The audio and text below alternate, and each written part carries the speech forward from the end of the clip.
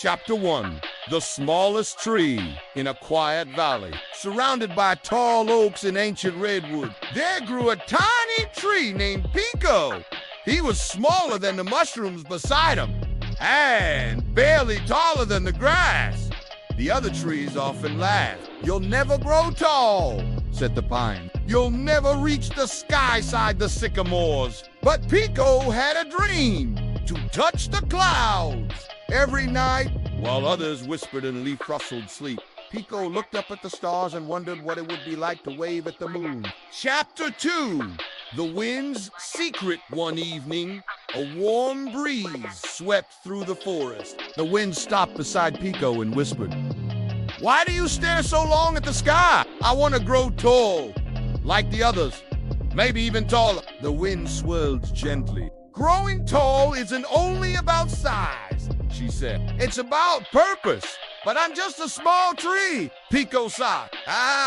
But even small trees hold big magic," the wind replied. "Would you like to go on a journey?" Pico trembled with excitement. "Yeah!" And with a great whoosh, the wind lifted Pico's spirit into the air. Chapter 3. The journey above. Pico's spirit soared over mountains, deserts, and oceans. He passed over cities filled with flashing lights and parks where children played. He saw birds guiding flocks, whales breaching the sea, and stars blinking secrets. Each place whispered something. Courage comes from roots. Kindness gives you strength. Even tiny seeds change the world. When he returned to his roots, Pico felt different, stronger, braver. The forest felt smaller now. Not because it had shrunk, but because Pico's heart had grown. Chapter 4. The storm. One day, dark clouds rolled in.